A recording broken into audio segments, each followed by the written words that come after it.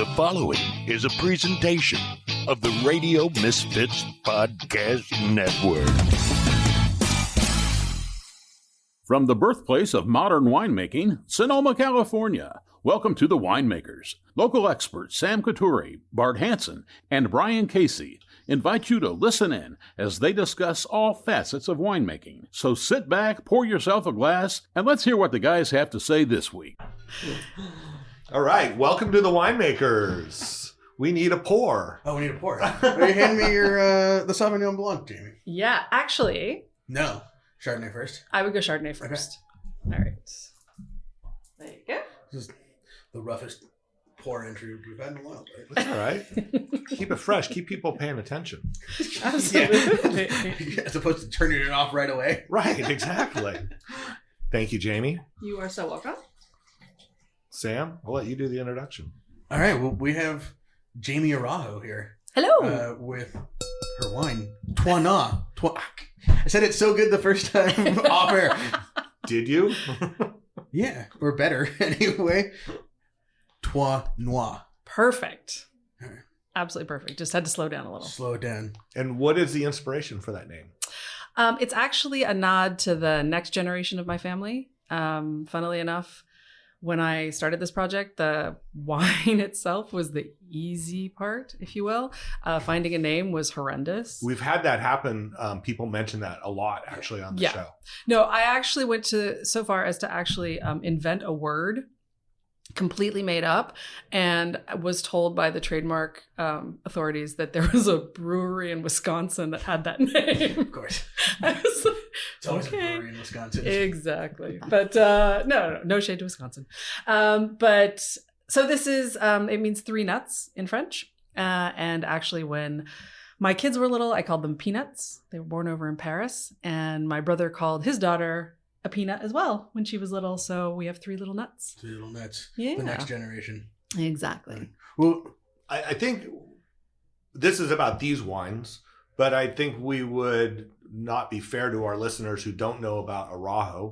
Could we start with that? And for sure. And then maybe, at least touch base on that and then move into this project. And, it is sort of fitting with the themes around here that you went away and then came back. Just, a wine brat like I'd say the rest of us, but many of us.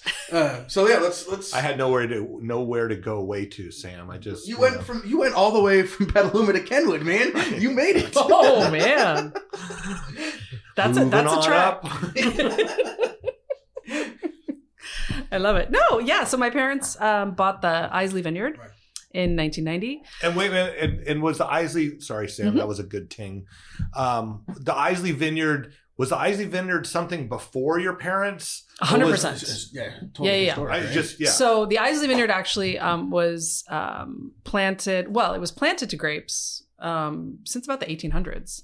But in fact, Milt and Barbara Eisele were the ones in the 60s who replanted it to Cabernet. And the very first, I think Milt knew he had something special. So he really wanted to do a vineyard designate. Or he wanted somebody to do it. He didn't want to make the wine. But he wanted somebody to do a vineyard designate. And that really wasn't a thing back in the day. And in 1971, he convinced Paul Draper at Ridge to do a Ridge Eisele. Yeah, that's a serious thing. That's got to be a sought-after bottle of wine. It's great. If you find it, buy it. And what, no matter what it costs. What was that era? That was 1971. 71. That was the very first Ridge Eisele. It's one of the iconic wines of the world. Yeah. So anyway, a few more iterations, a Concrete, a little Robert Mondavi, but then from 1975, Joseph Phelps started making a Ridge Eisele. And Joseph Phelps made Phelps Eisele. Right. Ridge Eisele, goodness, that would be very confusing. Yes. Phelps Eisele was made from 75 until 91. And in 91, we actually split the harvest. Fun fact, it's the only year that there are two commercially available Eisele Vineyard wines. Okay. So there's 91. An Araujo Eisele and Phelps Eisele in 91. And then from 91 on, it was Araujo. How did they compare?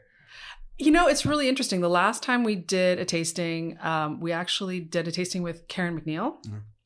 A friend of the pod. There we go. I don't know if she knows that, but we think that. I'm sure she's listening. She's a friend of the fam. She will now. Great. Right. Perfect. Good episode to drop that one on. Cross branding is a thing. No, but actually, we did a tasting, I want to say 4 or 5 years ago now. Uh-huh. And the way she described it, I thought was really beautiful. She said, they're both elite athletes, but one is an Olympic gymnast and one is a prima ballerina. And I thought that was really... Which one was which? The Araujo was a prima ballerina. Yeah, interesting. Yeah, and I thought that was a really cool way to compare them. Totally. So, yeah. But And so that was the start of Araujo. So that was the start of Araujo. And actually, that was kind of the start of my career, I guess. Little did I know at the time in the wine business. I was in college on the East Coast. Where at? Georgetown in DC. And then... my grandfather's alma mater. Really? Yeah. Hoya Saxo. But I came home for the summer, and Joe Phelps and Bruce Nyers actually created an internship for me. This is how you know how old it was, because it was actually, they needed help. And so I did 3 days in the tasting room and 3 days in the cellar. And it was 3 days in the cellar doing the absolute worst jobs that nobody else wanted to do. Damien, who ran the cellar at the time, I think took quite a lot of, he was a wonderful mentor, no shade, but took quite a lot of glee in being able to like torture Bart Araujo's daughter. Right. Go clean the drains again. Exactly. Scrub the bungs, like put the hazmat suit on, and just, nasty. To this day, I have like sulfur anxiety. See, that goes to show that he knew exactly who you were, because that you were the boss's daughter, because he made you wear the hazmat uniform. That is actually true. That is actually some ways they just go get the work done. The hazing could only go so far. Exactly. But it was really great, because I was actually learning super important on the ground stuff in the winery, and then doing, the fancy dancy, like giving people tours and tastings. So doing that end of things in the tasting room 3 days a week. And it was sort of a full circle for that summer. But then I realized, I don't want to work in the family business. I don't want anything to do with this. So I'm going off to Europe for a year, which turned into 24. So yeah, as it does. and what away was, for a little while. What was the plan? Just to travel, The plan was actually to get my master's in medieval studies, which I did. Extremely fascinating, very useless subject as far as like work is concerned. More useful in Europe than say. No. Sadly, really. Well, I mean, yes, I am. At least you can study it better. Teach history. Yeah. Well, and this is it. There's basically 2 chairs for medieval studies in the world. One's at Kalamazoo, one's at York, which is where I did my master's. And there's a bunch of people wanting that job who are just like teaching freshmen English until they get bitter and twisted and finally wait for someone to die. So I was like, you know what? This is not really the dynamic career path I had envisaged for myself. And I was 23 and I was in London, or actually not in London, I was in York. And then I got accepted to drama school at the School of Speech and Drama in Birmingham. So I went to Birmingham, was there for 2 years, and then was an actor in London for 7. Wow. Yeah, it was pretty fun. It's pretty good times. London's a great city. Like a on-camera actor or a live theater actor? No, almost exclusively theater. Like West End, the whole thing? So here's the thing. I really love new writing. So when you're working with the director and the writer to bring something to the stage for the very first time, that traditionally is extremely badly paid. So you have to do things like radio ads in order to make the money to be able to afford to do that. So, but it was great. Like, what a great way to spend my 20s, right? I'm in London. I'm supporting myself. And what era, what years were that, if you don't mind sharing that? So, no, not at all. This would have been 94 to 2000. So London was thinking about like the music of that time and Oasis, Blur, Pulp. Right. Yeah, it was the Manchester era. Yeah, Really. yeah. It was yeah. Ecstasy in Manchester, Are you basically. going to catch the Oasis reunion tour this summer? No. No. But it was a great time. The chances of a fist fight starting on any given chances show? of it not making it to your city by the time they get at that. Yeah. Yeah, absolutely. But no, it was a really, really wonderful time to be in London, and it was a great part of my life. And then I started to get a little bit of success. Was wine part of your life in that? I mean, you're No. a starving artist, not really, right? I mean, yeah, really. So my parents weren't huge fans of that career choice. Let's just put it that way. So I didn't have a lot of contact with them in those years. But of course I knew what they were doing, and I kind of kept abreast of all the things that were happening, whatever.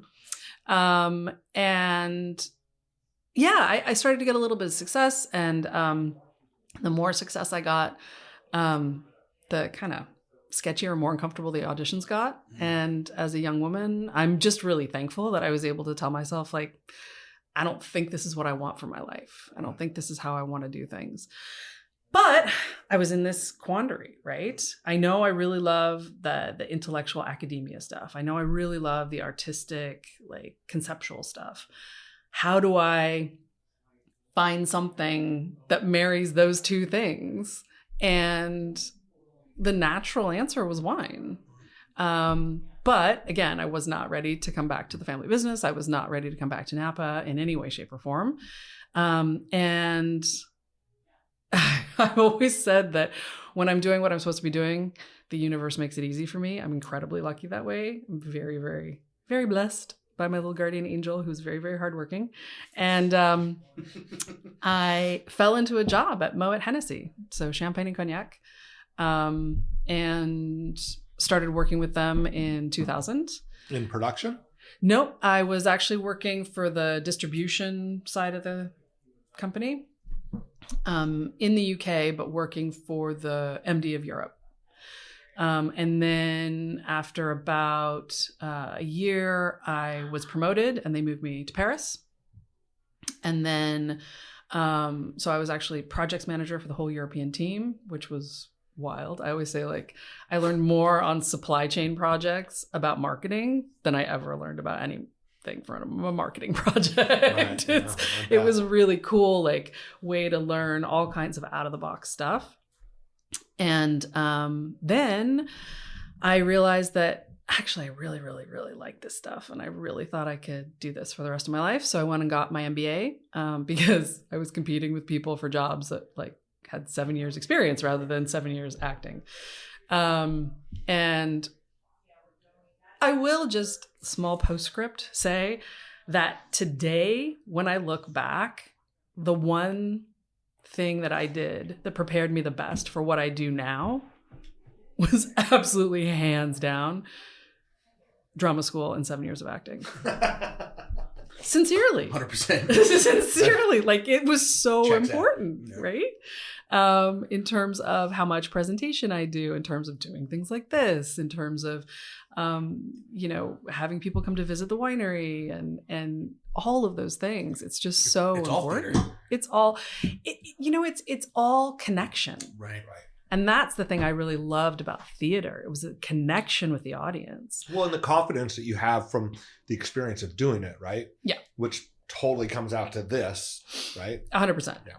And that really came to light, I think, for me during the pandemic, because all of a sudden you had all these people who had to be on camera and all these people who had to Right. be on mic and screen. And, you'd get these amazing people, great winemakers or vineyard managers or whatever.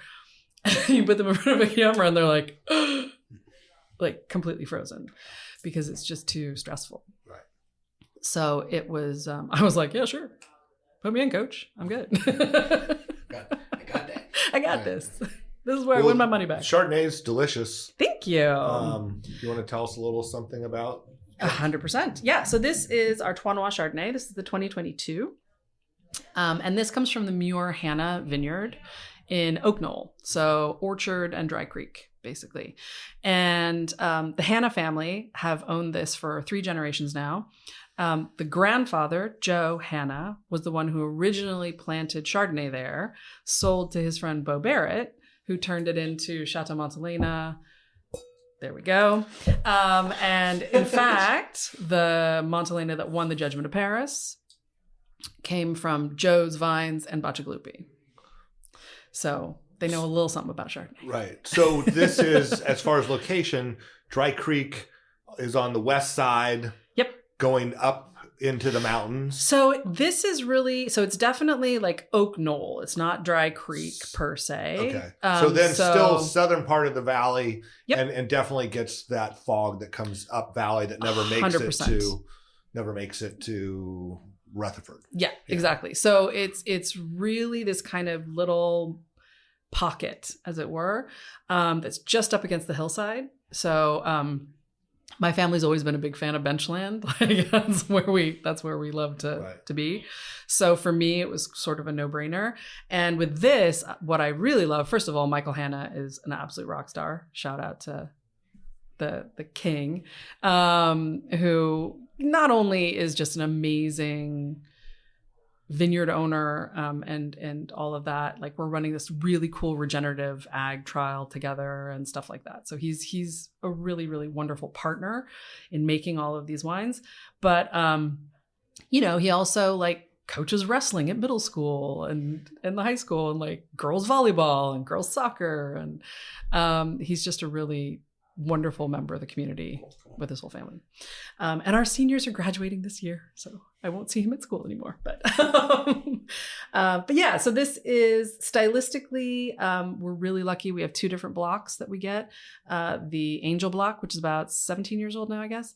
And then the old block, so almost 40-year-old Chardonnay vines, which is really hard to find in Napa. Yeah. Pretty much all neutral oak, no mallow, 0. And this is all native ferment as well. We found that this is, anyone who's come to taste with me, I'm sorry, I'm repeating myself, but this is my baby who sleeps through the night. Literally, you like squeeze the grapes, put the juice in barrel, and it makes wine. Wow. My 6-year-old was up for like 2 hours in the middle of the night last night. I almost sprayed that all across the room. I was saying my 18-year-old was awake for about 2 hours last night because that's how long he stays awake.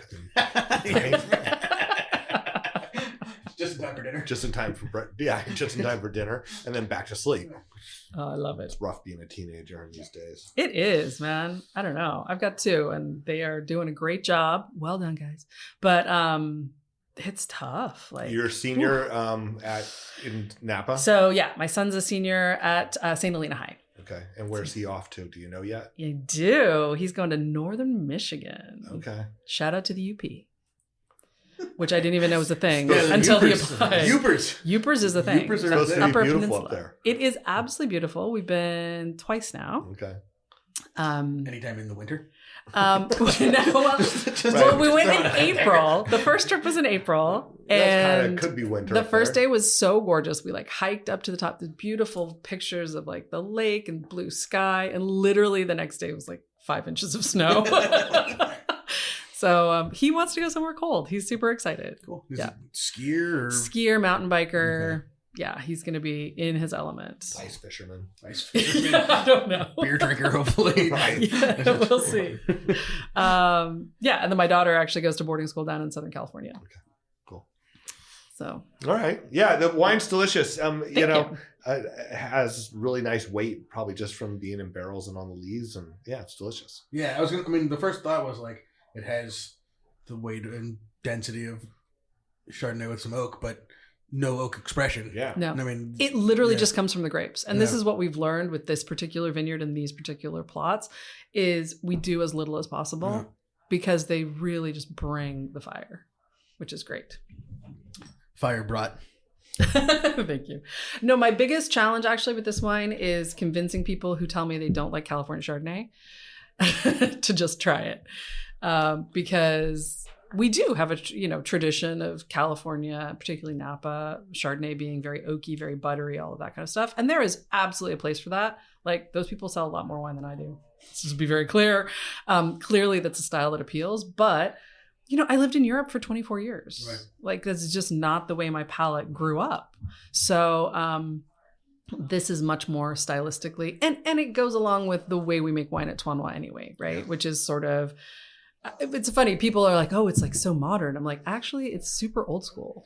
Mm-hmm. It's actually, this is back in the day when like we couldn't get barrels or we couldn't afford to do things. And so we just let the vineyards speak for themselves and chose the right sites. Yeah. Cool. Yes. So, okay. So a little bit still back to the family. So the winery was established in 1990. Mm-hmm. And sold. Yeah. So my parents, to be fair, had always said that they felt they were stewards of that property rather than owners. Hello. Jasmine, Jamie, Jasmine. Hi, Jasmine. Hi. Didn't mean to interrupt. Not at all. Please enjoy some Chardonnay. Always. You're going to like this one. It's a great label. Thank you. Can you say it? Trois Noix. Perfect. Oh, yay. Rock and roll. All those French classes, Jeff. Really well for you. Finally paying off. So they always thought that they were stewards of the place rather than owners. That's, was always their sort of line about the Eisele Vineyard. And so in 2013, ironically, just after they had hired me full time, I was getting ready to move back to the US. But they were approached out of the blue by the owners of Chateau Latour. Right. And it was sort of, my dad says, right buyer at the wrong time. I mean, it was at the very top of every wine news thing at the time because it was that family, it was those two combinations. 100%. Yeah. No, and it definitely, they farm biodynamically, they have huge reach. And would we have gotten there? Absolutely. But would it have taken us a lot more time? 100%. So ideologically, I think we were very aligned in terms of vineyard and winemaking. So we knew that it was going to be stewarded well, and has been and is. But it just, was one of those things that it was in the interest of the vineyard, not necessarily in the interest of our family. So it was a sacrifice that we made, and it still makes me sad. It's like where my kids learned to ride their bikes, and where my son used to go, like when he was just old enough to reach the vines, and my dad would finally be like, make him stop eating. He's literally eaten like $400 worth of grapes. Stop. He needs to stop now. Sam's dad says the same thing. No, he makes me buy them. Can you talk about I'm going to bounce around, but I don't want to forget this. Can you talk about the certified B Corp? Oh my gosh. One of my favorite things to talk about. Yeah. Yes. So when I came back to the US, so anyway, they sold in 2013, and we decided to create a family project called Accendo Cellars, which we did. And then since I was already planning to move back with the kids and the dog and everybody, that plan just kept going. So I moved back. And as we were working on all of this stuff, and I was sort of upending my life and closing my company and Europe down and all that stuff, I realized that I really wanted a little something that was maybe just mine.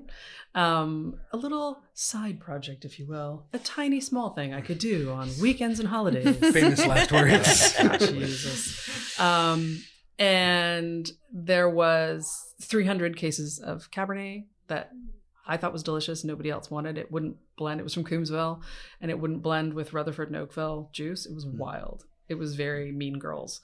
And that was part of the Accendo? It was part of the Accendo program, but we Accendo, couldn't blend it. We just couldn't. But it was delicious. So I was like, it's 300 cases. I'll buy it. Sure, fine. Square peg, round hole thing. Exactly. And that's how Trois Noix was born. Now, one of the things I was super excited about was ideas that I was hearing about in terms of running business as a force for good in the community. And I just felt like it was a really logical combination for the wine industry, because we do have everything from dirt and agriculture all the way up through sales and final consumer, right?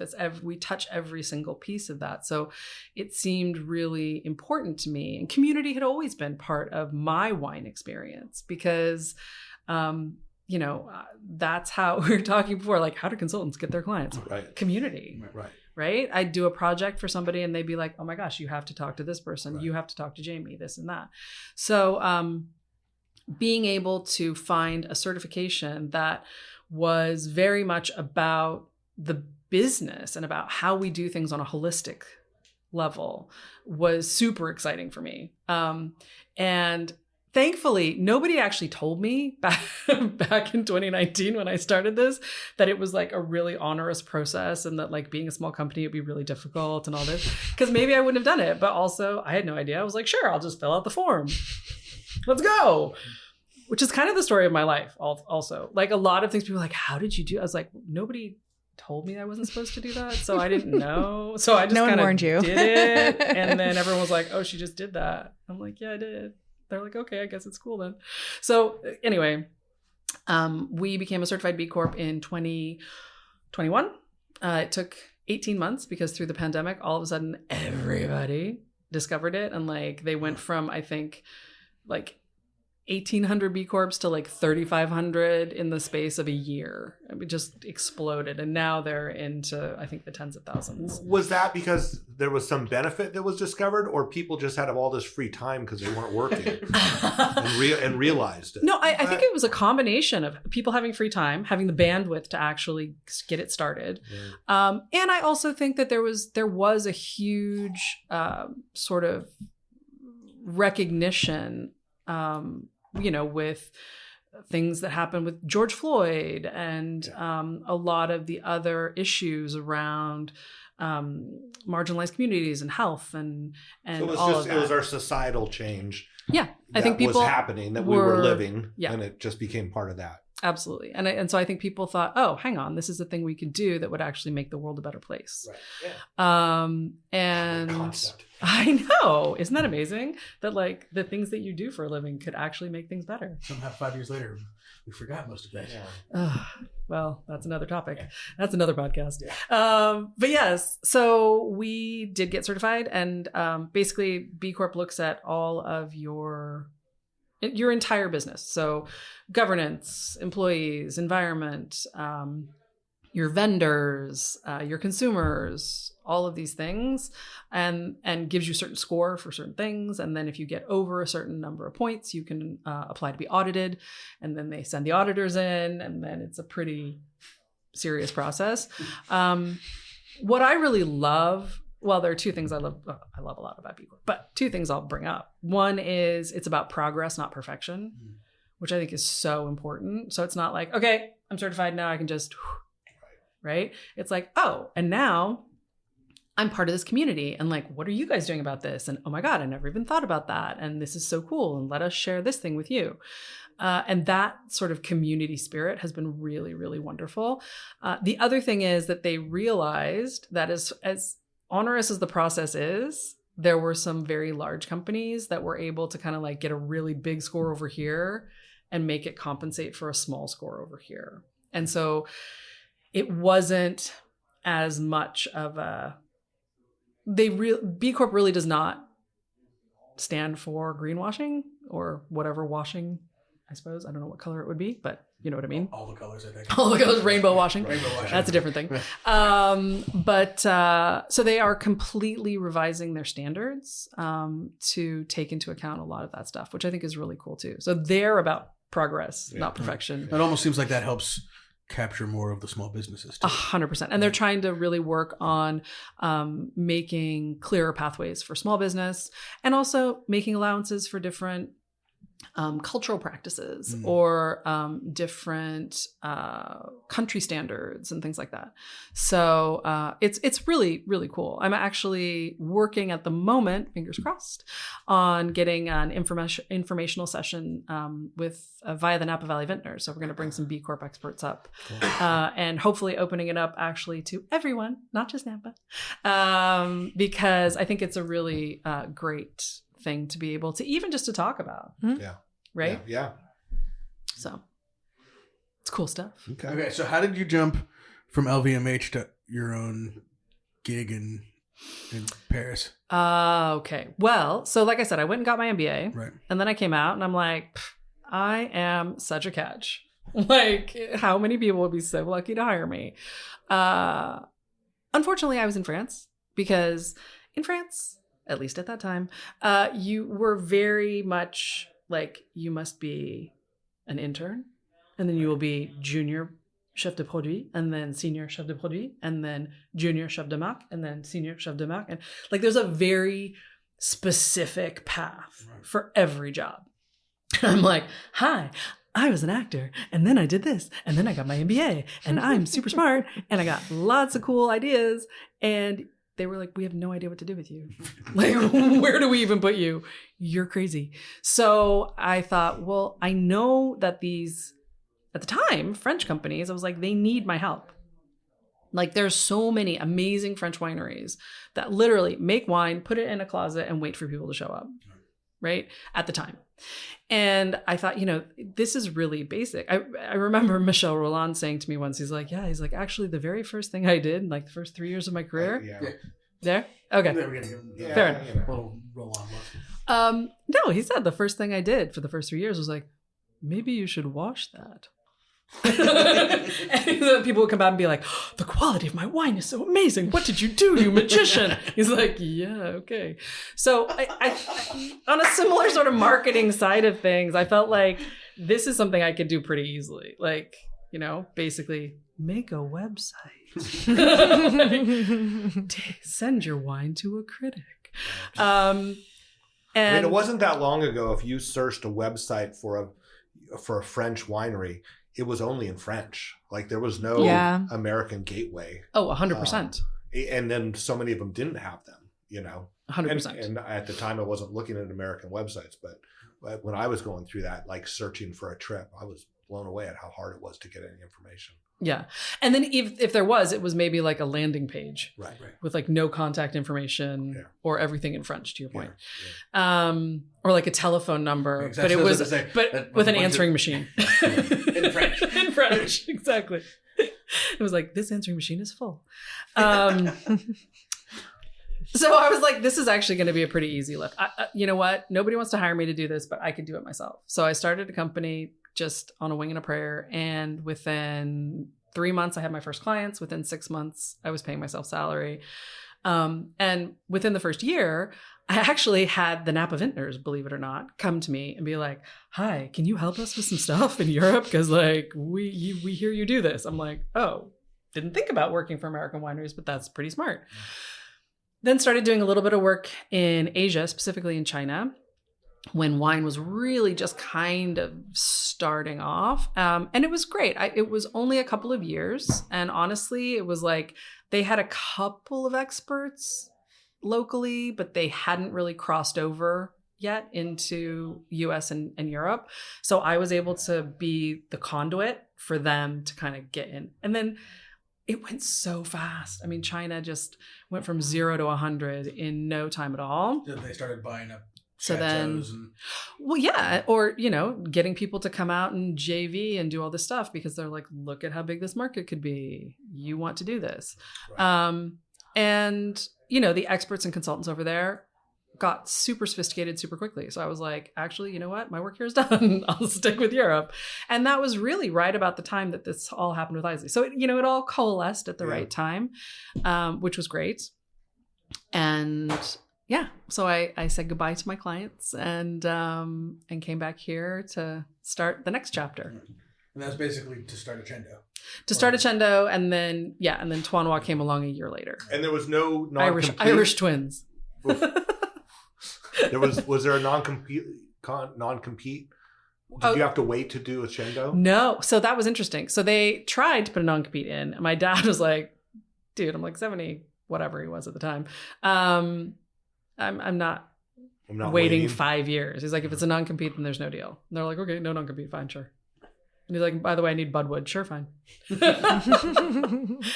They really wanted that property, and rightly so. It's an absolutely magical, special place. Yeah. So there was no non-compete. We literally signed the papers one day, and the next day we were off to the races.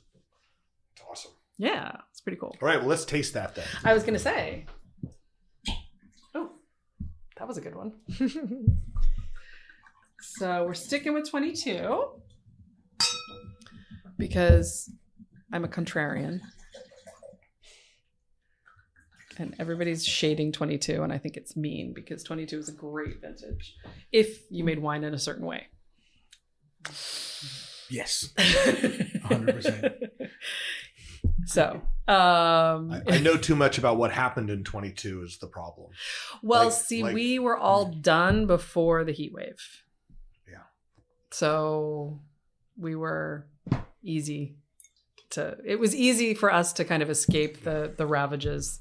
And of course, if you were making big old Cabernet or something and you had to wait through, 150 degrees and then cold rain and mildew and God knows what, it was hard. But for us, we were all in before. Our very Both last whites and reds. Whites and reds, yeah. For Trois Noix, our last red came in the day the heat wave started, or 2 days in. So it was really lucky. But same thing with 2020, right? We actually were all in before the second fire started. So we made reds in 2020 for Trois Noix. Absolutely no problem at all. They're actually some of them our prettiest wines. But you had to get in before that date. It was sort of like 2003 in France, which was like the craziest heat wave ever. And you could totally tell. I remember going to this Burgundy tasting years ago, and you could literally say to people, oh, you harvested on this date. You harvested on this date. Because it was so clear, like, how badly things. But aren't there also, there's like rules in Burgundy on when you can, or is that not just, maybe not in Burgundy? I know. Not on when you can harvest. Right. I mean, you have to have a certain brix. Right. You but- can't harvest until this brix Yeah. or this date because that was what they associated. Yeah, but they actually dates. I'm not aware of dates that they may have that in place. I'm not sure. Brix. But bricks for sure. I know that there's some ASCs that there is like harvest date windows. A specific date. Yeah, I don't know. Maybe. I think Chateauneuf tells you what day you can start picking. Oh, okay. Yeah. That would be okay. But yeah, it was really a wild time in 22, but we got lucky. Yeah. So this is the Accendo Sauvignon Blanc. And this is, now you'll understand why I do this after the Chardonnay. So this is a wonderful, beautiful wine. Sauvignon Blanc, a little bit of Sauvignon Muscat, and Semillon, about 18% Semillon, which is the real difference, I would say, between the Araujo Sauvignon Blanc and the Accendo Sauvignon Blanc, is that Araujo obviously was up in Calistoga, so super hot, and Semillon just does not do well up there. And so now that we're down a little further south, it was one of our sort of big on the wish list for the new project to be able to use Semillon, and we think it really just builds out that texture and mouthfeel without heaviness. I mean, it has the promise of what I've loved about like old Araujo Sauvignon Blanc, where it start that tropical sort of shifts to that Parmesan cheese. Mm-hmm. And I was like, I guess it was probably around the same time that Robert and my dad started hanging out with Bart. It got to, it was right when 2013. It was when I came back to Sonoma and the business, and there was a bunch of old Araujo being poured in my dad's house. Nice. So those are like with Nice. Eric Bradley, and so those are some of my like learning wine in a real way. And that like an old Araujo Sauvignon Blanc that smelled like Parmesan cheese was like a mind blowing kind of moment, right? Yeah. That's really I've actually never heard that descriptor, but I can sense it. Right. You see, I mean, you can see where it would come from this. Yeah. Well, and again, one of the things we were really lucky with Accendo was that our two winemakers who we'd had, I mean, Françoise Pichon's been making wine with us since 1993, Nigel Kinsman since 2010. Both wanted to come on with the new project. So Françoise takes point on the whites, Nigel on the reds. And, there's nothing Françoise doesn't know about Sauvignon Blanc. She's literally the goat. Like, she's amazing. And do you guys have a facility at this point? So we built a winery just south of St. Helena called Wheeler Farms. Okay. And we've been making our wine. We're still making our wine there. My dad did sell the facility to Suzanne Booth, who owns Bella Oaks. Right. Just because she was sort of making all of her wines there. I guess there was something with a winery that she was going to build or going to revamp or something, and it didn't really. Anyway, I don't know exactly what the details are. But I think too, my dad just wanted to, have a little more time to do things like go to Hawaii, which is where he is right now. And so it made sense for him. So he handed Accendo to my brother and to me, and then sold the winery. But we're still making our wines there. Yeah. So it's a really beautiful facility. I knew I knew that facility, but I didn't realize there was a connection. Yeah. Awesome. All right. Let's see. What else, Sam? I want to talk more like Eisele land. Just like what I mean, I know you weren't around a ton in those days. Yeah. But just describe the vineyard a little bit more, and it is truly like, I'm gonna fanboy a little bit. It's not the Cabernet, it's not the Sauvignon Blanc. It's the Syrah. It's the Syrah. Of course. The Araujo Syrah is my favorite wine in the world. Yeah. Especially particularly 2010. If there's any laying around, let me know. I mean, those wines aren't usually. Kevin Burns can buy it. I don't think those wines are typically seen in the wild. I check benchmark once a week or so. Okay. Yeah. They pop up every once in a while. Yeah. It's interesting, actually. The Syrah was, so I don't know if you know the story around how it was planted. No. Okay. So basically, when my family bought the Eisele Vineyard, it was planted to Cabernet. And there was a little Cabernet Franc, I think maybe, but that was it. And so first of all, they decided that there was one little hillside that really didn't ripen as well as others. And so they were going to plant some Sauvignon Blanc because they thought white wine, red wine, that makes sense. And then there was another bit where the Sauvignon Blanc didn't do well, the Cabernet didn't do well. It was just kind of a weird little spot. And they planted Syrah and actually some Viognier, believe it or not, to do a co-ferment, because my stepmother's favorite wine is, I think it's La Mouline. Anyway, it's a Lala. Right. So she loves Côte Rôtie, and those are co-ferments rather than blends, right? So the idea was, we'll do a little co-ferment, just a little fun thing, because nothing else will grow there properly. And the Araujo Syrah was always sort of the geeky Psalms fave, right? Partly because it was more affordable too.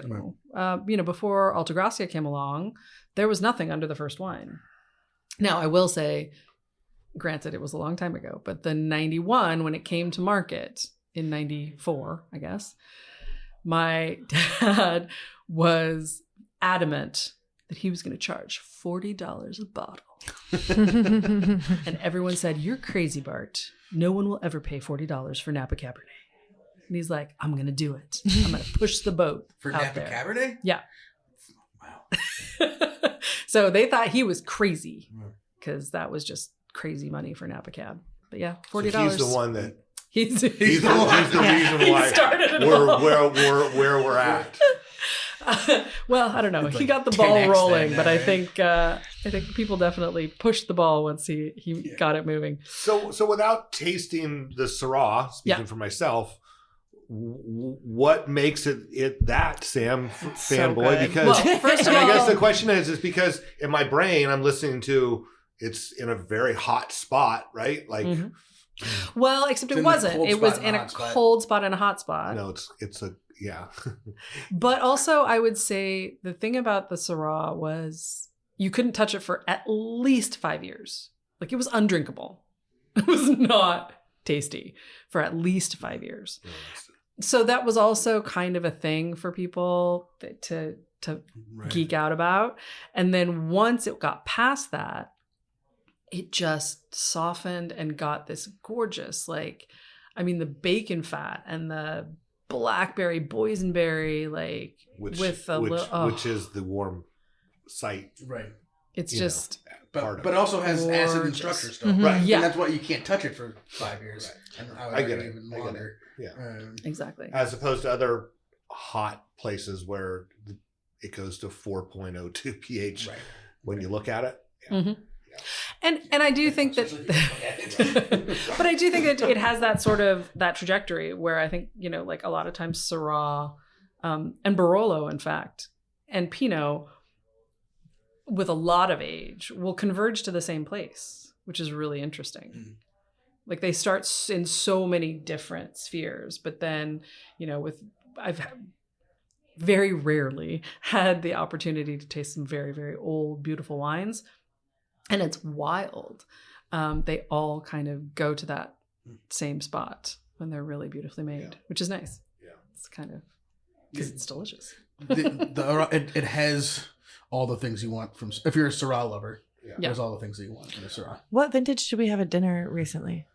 Was it in 97 or 98? Somebody just said that, Was it Brian Yeah, was talking? Brian said he had a 95. Oh, Maybe it yeah. was It was 95. 95. It was 95. Yeah. Yeah, It that's was beautiful. fantastic. It's a beautiful one. And you know, it started to fall off after an hour or so Mhm. open, but that first hour was pretty killer. Yeah. Um, We had it opened for a while, though. It was a long dinner. I showed the plate. I have no idea what I got. well, and the other thing is, I mean, that's part of the reason. So, like the other wine I brought, right, was a Trois Noix Merlot. It's part of the reason that I'm also, I think, interested in making other things than Cabernet, just because I know how pretty some of these un-Cabernet things can Oh, be. I completely agree. And it was important for me to sort of, well, also, let's face it, it was available. Right. And it was Right. a lot cheaper than Cabernet. I mean, quite honestly. And I want to make wines that are as accessible as possible. And that is not something you can do if you're spending $60,000 a ton. Which is crazy. Yeah. Anyway, sorry. So strikes Merlot. That's I'm bullish on Merlot's. I'm so return. excited. I am too. And hopefully, And could you This give us will- the prices on these three wines yeah, absolutely. So, and production size? yes. Ish. Like, do I know all? Yes. You're an actor. You can make it up if you want to. Absolutely. No one's fact checking. Certainly not us. Yeah, maybe Kevin Burns. That's about it. So the Accendo Sauvignon Blanc is $80 a bottle, and we make about 700 cases a year. The Merlot is $60 a bottle, and usually, well, up until recently, made about 200 cases. Probably going to make closer to 3.5 this last vintage. And then the Chardonnay is $50 a bottle, and that is about 1,000 cases a year. Between the two labels, what's the rest of the lineup look like? Trois Noix goes between $30 for. No, like what wines? Oh, what wine? Yeah, yeah. Sorry. So Trois Noix is, well, I'm actually, gonna buy them anyway. It doesn't matter. Accendo's easy. Accendo's easy. So we do Sauvignon Blanc, we do Larea, which is like a sort of Altagracia equivalent, and then the Cabernet. So that's 3. Trois Noix. We do a rosé, which actually comes from over on this side of the valley, or the hill, I guess, in Sonoma. And then we Do do. you have a permit for that? We do. They sneak it through the tunnel. See, you guys holding out on me, this tunnel thing. There we go. The pipeline, Yeah, the pipeline. the underground pipeline. From the back of Robert's house up on the hill, right to my office. So we do rosé, Sauvignon Blanc, Chardonnay, Merlot, Cab Franc, and Cabernet. Yeah, it's pretty fun. Tell us about the Merlot. So the Merlot, honestly, was again, it's from the Murhana Vineyard, and it was just one of those things where I was talking to Michael, and he was like, "You want to do some Merlot?" I was like, "Sure." He was like, "I got some." So we started tasting it, and just thought it was beautiful. All neutral oak again. So I like to pick it when it's bright and fresh and pretty, all really red fruit forward. And in order to do that, it's very floral. It's very delicate. Oak just murders it. So we do use oak because like neutral oak, because I think that's the best way to ferment and age, but we don't want the actual wood influence. And yeah, it's just it's a pretty kitty. It has this really beautiful, like mid palate texture, and it just lingers, and it's still there. It's still there. Yeah. Really resolved tannins. Unexpected Merlot tannin. Yeah. But very resolved. And I think that there's a plushness to it that I really like, without the heaviness or the weight or the sweetness that you can sometimes get with California Merlot. And I think that for a long time, because Merlot can get very sweet and very big and very juicy, it was such a, it's the Jeff Goldblum, they spent so much time thinking if they could, they didn't think whether or not they should. Right. Like I think a lot of, particularly in Napa, I think a lot of wines just got so big because it's like, how big can we go? I don't know. If one banana is good, 5 bananas are better. And so I really love kind of pulling it back to basics, and we're pretty non-interventionist, and part of that is ideological, and part of it's like, if you're gonna make wines that are somehow relatively reasonable for where we are, you gotta be clear and clean and not do too much. Yeah. And not spend thousands of dollars on barrels. Well, 100%. Yeah. And Mike Tracy, who's my amazing director of winemaking. So he and I work together on all the wines. And he's always like, do I get money for barrels this year or not? It's like, not this year. Not this year. But yeah, he just got $13,000. So he was very excited. and with tariffs, he's getting 9 new barrels. If he gets 9, I'll be very excited. I think it's going to be less than that. But my friend Mark is the manager for a barrel company. And I feel so bad. It's just brutal out there right now. It's terrible. Well, and here's the thing, right? We can all, bitch and moan about wine tariffs and all of that, and we should, because it's stupid and important. But all of our partners and friends in hospitality, in cooperage, all of these people we've worked with and have relationships with have only just started to kind of come out of the whole 2020 quarantine nightmare. And now all of a sudden they're getting smacked with more. It's so unfair. It's makes me very sad for them, for sure. So I found an email recently. I couldn't believe it. I'd totally forgotten that right at the beginning of the pandemic, we sent to our 30 favorite somms, who really done a lot of work for Accendo.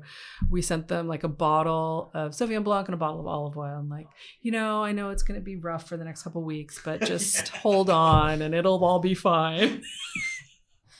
Oh, bless. We were so naive. So optimistic. I know. We were like, it's a couple weeks of unpaid leave, but we'll be fine. Flatten the curve. Is that what you're supposed to do? Right, exactly. Oh my gosh, I forgot about that. I don't think the bottle of Sauvignon Blanc and olive oil made it to April. Definitely do not. So how are these wines acquired? Are you in full distribution? So with Accendo, it's a little different because we do obviously have our mailing list and allocations and stuff like that. Is that mailing list there was a second copy from the... No, because that would be illegal. And we would never do that because that is 100% illegal and cannot be done. No, we were very lucky though, because we listens, you can tell the truth. We sent out a note to everyone and said, here's our new address. If you wish to come join us, please do. Yeah. And a lot of people did, which was really very heartening and wonderful. Trois Noix, we have our website. We actually just moved all of our production up to the old Calistoga Water Factory, which is an amazing new facility called Museon. And wait a minute, you mean where they used to bottle the Calistoga water, where that funky old rusty truck sculpture is? That's where we live now. And so that's now a winery production facility. Yep. 100%. Right across from the new Four Seasons, right? Exactly. Yeah. Right next to Solage and across from Four Seasons. Yeah. So it's amazing. Fabulous family, originally from Guatemala, who bought it and had this huge vision for creating this destination. So the tasting room just opened 2 weeks ago. And we're making all of our wines there since last vintage. And it's really fun. And you'll be able to taste the Trois Noix wines there. And then Accendo tastes out of Wheeler Farms. Okay, right. at the tasting room there. But yeah, Trois Noix, we are in select distribution. It's interesting though. Distribution has been a really tricky piece for this last 18 months. And I think it's going to be even trickier. Yeah. And I get it. Like distributors are what did somebody say to me recently? It was like, they're bailing. They're bailing water furiously and throwing everything out of the boat and hoping they stay afloat. And that's just really tough for them. But also, if you're a small winery, don't even think you're done. It's not going to be a thing. So we've been working on creative ways to get to market. Legal, not creative, but legal. Fine line. It's a very fine line. But one I never can find the right side of. What's that, Sam? Going through a tunnel. Yeah. But yeah, no, I think that it's really important for us. And honestly, I do think as we move to a new generation of consumers and things like that, people are interested in us meeting them where they are. And yes, we will always have people come to Napa. I am very hopeful that we will actually be creating more diverse opportunities to come visit Napa that don't cost $5 billion. Because honestly, as a consumer, quite honestly, if I look at the cost of getting to Napa, having a hotel, getting a driver, going to wineries, buying wine, I could go to Tuscany. Yeah. And actually buy wine. I think a lot of people end up there, and we talk about this all the time. You get here, you got a hotel, you go to dinner. There's no money left to buy wine. Exactly. Right? Exactly. So I just had some guests in, and they had spent 2 days in Napa and were on their second day here in Sonoma County. And they were like, they're so different.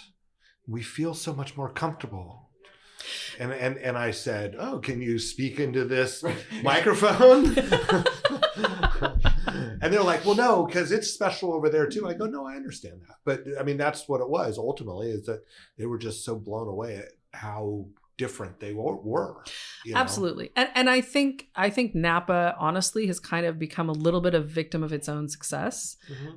I think for a lot of years, from sort of the Robert Mondavi up through my dad's era, people were so focused on convincing everyone that Napa was just as great as, or was the greatest of all time, and blah, blah, blah, blah, blah. And did all that heavy lifting. And they built an amazing thing. And they built something that was so aspirational that eventually it became exclusionary. Mm. And I think one of the things I'm very focused on, one of the things that I work very hard to do, both in my own brand, in my own life, and as the chair of the board of the Napa Vintners, which I am this year, is to, thank you, is actually to say, well, hang on, we in Napa know that we're more than that. Like, we know that we're more authentic, that there's way more diversity of experience, of venue, of wine, price point, whatever. But we're not doing a good job showing that, promoting that, and sharing that with people. So I think that's something that I'm very focused on, making sure that we get out there. And I think that there's so much. You'll have to come back and report back. But there's so much. Sonoma and Napa, I think there's so much complementarity. I think there's so much wonderful, friendship and balance between the two places, and to have, and they're very different, right? Napa's so tiny. Like, we're minuscule. Sonoma's massive. You guys have so much diversity in terms of your wineries, in terms of your geography, in terms of all of that stuff. And Napa, has its little towns and whatever. They're all very different in personality. But I think there's so much in both places for people to come and really love. And so I just really want people to feel like they have a home on either side of the mountain. What is your strategy for sort of like showing that side of Napa, as both from your business and your position on the vintners?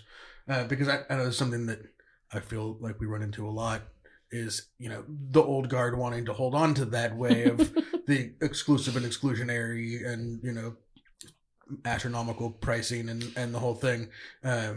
and I know that there is still a very entrenched version of that in Napa. There has to be 100%. And so what's, how do you hit your head against that wall without splitting your head open and going crazy? Yeah. Because I think I'm going crazy. No, I personally, for me, I would say, and let's be very clear, I have a very privileged position from where I'm standing to be able to do this. Okay. So, and that's partially because of my last name. It's partially because of all of the things, like I just said, that everybody did do before I even showed up in Napa that allows me to do what I'm doing. And I just want to acknowledge that. But I just personally, I feel like it's really important to lead by example, because I'm not going to get very far beating my head against that wall. I'm not going to get very far convincing these people that they're wrong, because they don't believe they're wrong. They believe they're absolutely right.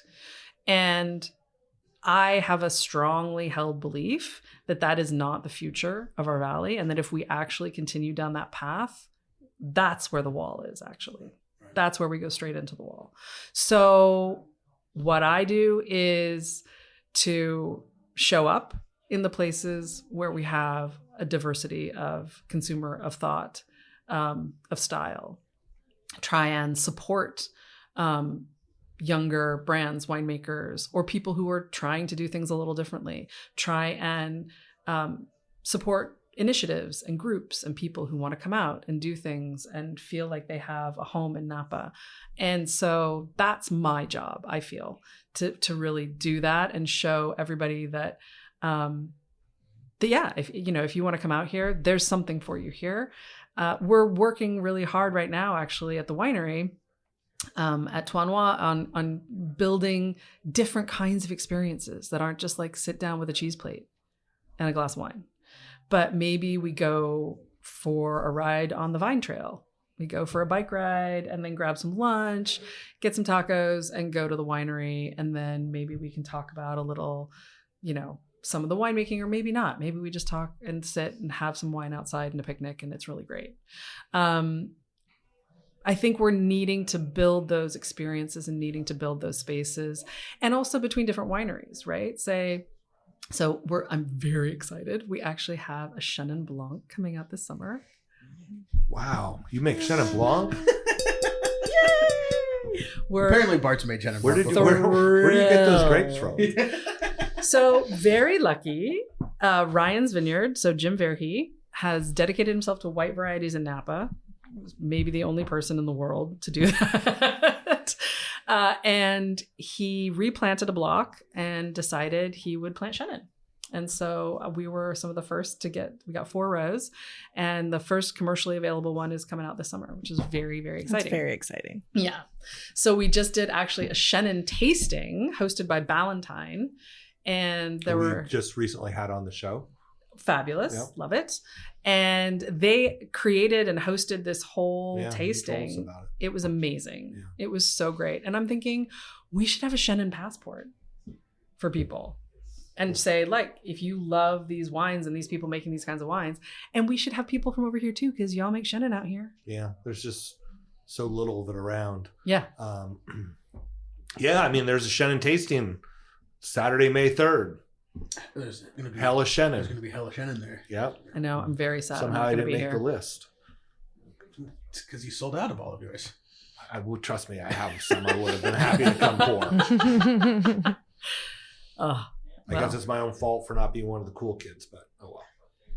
You were cool before they were. Yeah, exactly. Thanks, Sam. I am going to be 60 this year. Yeah, you're right. You need any other aspirations this morning? I'm just old. That's awesome. Yeah.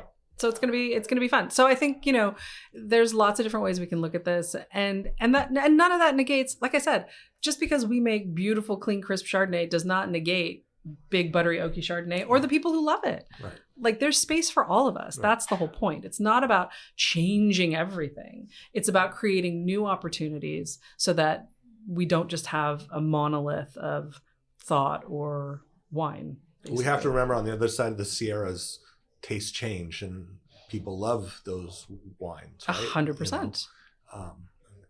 And they don't get the opportunity to taste small little Napa Valley Chenin Blancs right? Exactly. And so that has to grow. Yeah. Well, and I would say at every single golf club I've ever been to on either side of the Sierras, that Chardonnay is. Yeah. Chardonnay There's is oaky. a lot of it. Yep. Well, on that note, should we try a little Ooh, yes. Oakville Grenache?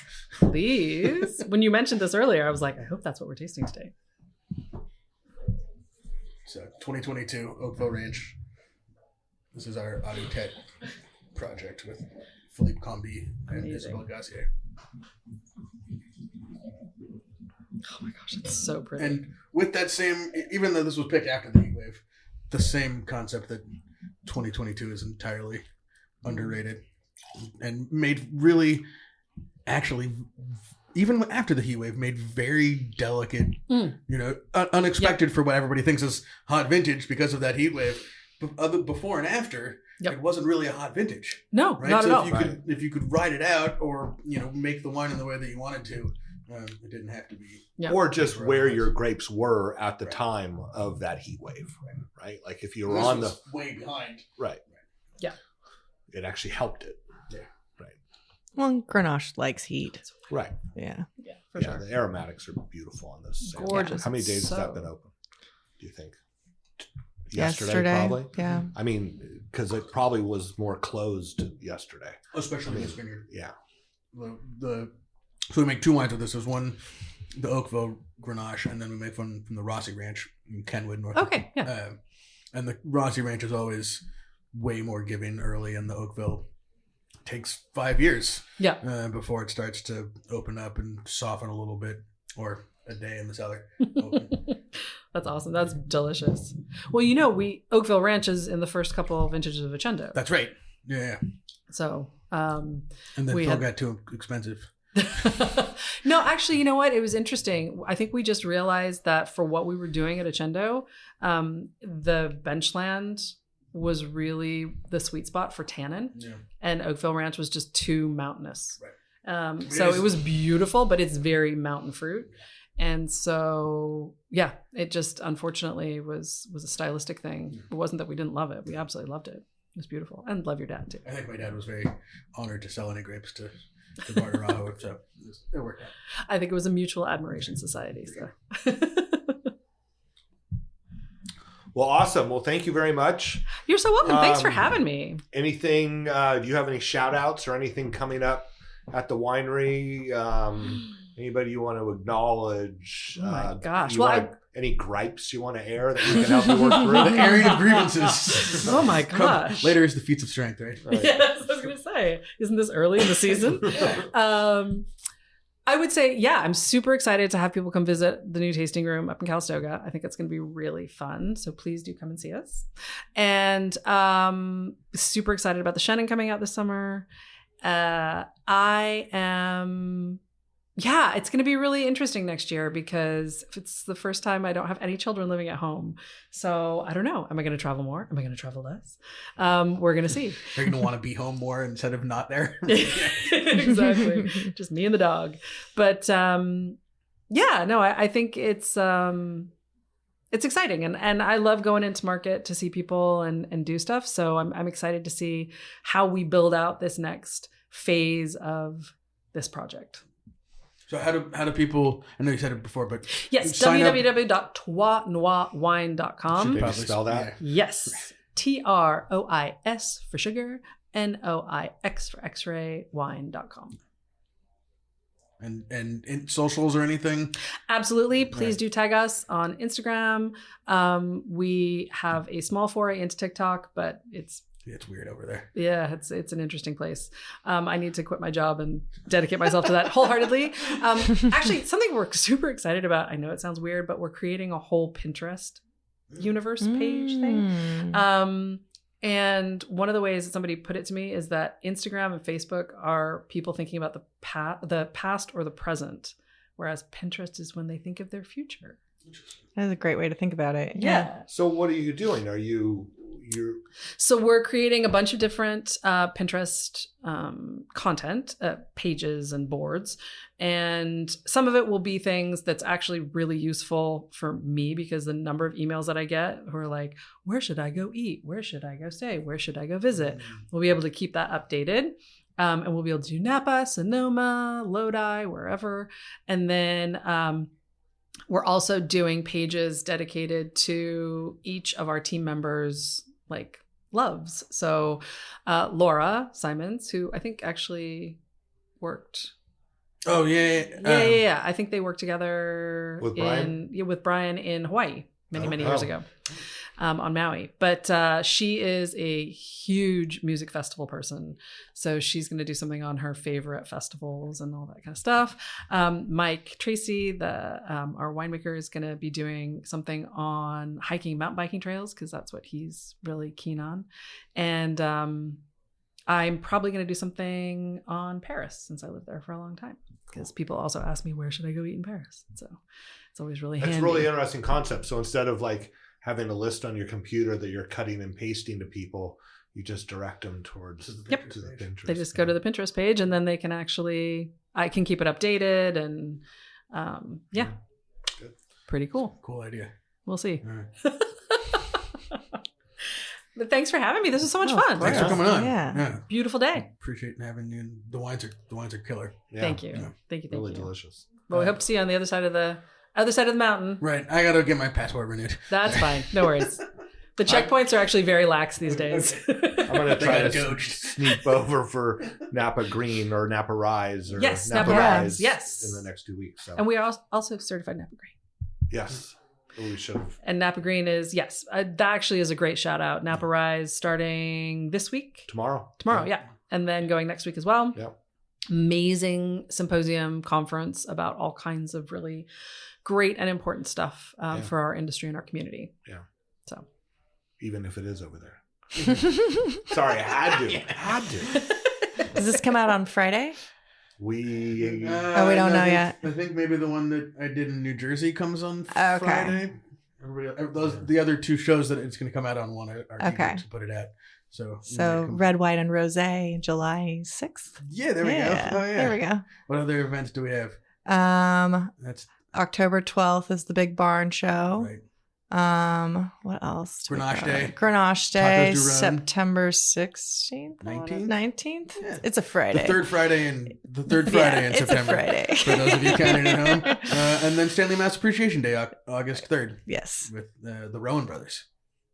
So Nice. we have a big summer. Gosh, you do. And there's probably other things we're forgetting. Oh, Moon Mountain. If you're an industry person listening in New York, Moon Mountain District is coming to New York June 4th. Walk around tasting at Vintus offices. If you're interested, shoot us an email. We'll send you a link to register. Very cool. And we do have Auction Napa Valley coming up first weekend in June. Oh, nice. Yeah. Good weekend to leave town. I mean, really great weekend to support Napa Valley. All right. Anything else? All right. All right. I don't think that On passport's shady getting note. renewed. Thank you guys for listening. We will see you next week.